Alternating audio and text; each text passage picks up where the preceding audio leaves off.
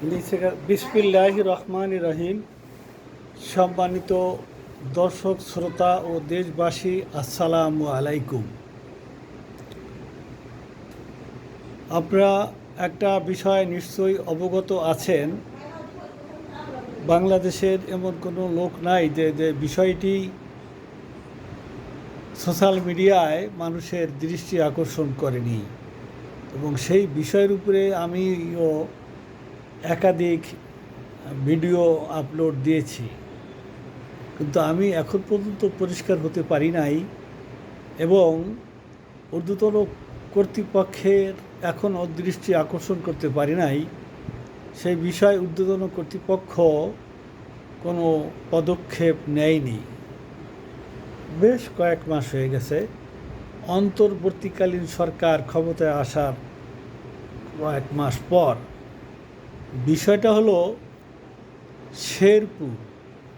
শেরপুর কোনো এক পীর সাহেবের বাড়ি। আমি এতটুকুই জানতে পেরেছি যে শেরপুর এবং এক পীর সাহেবের বাড়ি, এর বেশি জানতে পারি নাই। শেরপুরে তার অবস্থানটা কোথায়, আর পীরের অবস্থান কি বা পরিস্থিতি কি, এটাও আমি জানতে পারি নাই। সে কি শরিয়তি তরিকার পীর, তরিকতের পীর, না বিতর্কিত পীর? তার পীরের আস্তানায় কি ধর্মীয় কথাবার্তা এবং ইসলামী অনুশাসন চর্চা হয়, না শিরকি বিদআতি কার্যকলাপ হয়? এই বিষয়টা আমার মোটেও জানা নেই। কিন্তু আমরা সোশ্যাল মিডিয়ায় যে বিষয়টি দেখতে পারলাম সেটা হলো পীর সাহেবের বাড়ি, সেই রাজকীয় বাড়ি, বিশাল পুকুর, ঘাট বাঁধানো পুকুর পাড়ে বিভিন্ন ফলমূলের বাগান, এবং তার ওখানে হরিণ, মহিষ, বিভিন্ন প্রজাতির পশু পাখি, হাঁস। আমি উটটা দেখি নাই, উট বাদে হরিণ, মহিষ, গরু, ছাগল, হাঁস, বিভিন্ন ধরনের প্রাণী দেখেছি। এই প্রাণীগুলো লালন পালন করে একটা বাড়িতে, সেটা স্বাভাবিক বাড়ি কিন্তু নয়। একটু কিছুটা হলো রাজকীয় স্টাইলের, অত্যন্ত সম্পূর্ণ একটা ফ্যামিলির বাড়ি। সেই বাড়িতে দিনে দুপুরে লুট তরাজ করেছে। বাড়ির ঘর দরজা ভেঙে, বাড়ির পুকুরের মাছ ধরে, গরু, ছাগল, হাঁস, মুরগি, বাড়ির আসবাবপত্র, এগুলো দেখলাম যে লুট করে নিয়ে গেছে। গণভবনে শিক্ষার্থীরা ঢুকে যেভাবে যার যার ইচ্ছা মতো মনের আনন্দে জিনিসপত্র নিয়ে গেছে, ঠিক ওখানেও তাই করেছে।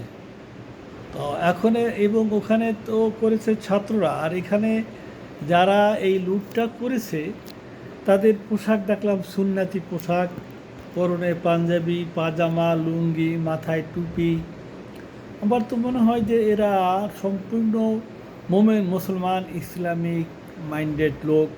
হয়তো তারা কোনো মাদ্রাসার ছাত্র, বা যেভাবে হোক পোশাক আশাকে বোঝা যায় যে ধর্মীয় অনুভূতির লোক।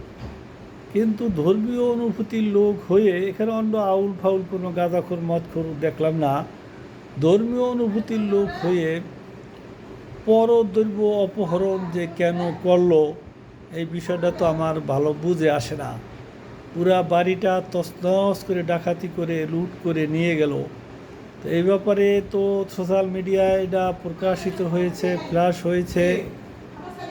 সরকারের ঊর্ধ্বতন কর্তৃপক্ষের তো দৃষ্টি আকর্ষণ করার কথা। আমি নিজেও ব্যক্তিগতভাবে একাধিক ভিডিও প্রচার করেছি এই উদ্দেশ্যে যে সরকারের দৃষ্টি, ঊর্ধ্বতন কর্তৃপক্ষের দৃষ্টি আকর্ষণ করা যায়, এবং বিষয়টি তলিয়ে এবং খতিয়ে যাতে দেখা হয় আসলেই কি পিশাব কোনো অপরাধী বা বিতর্কিত কি না।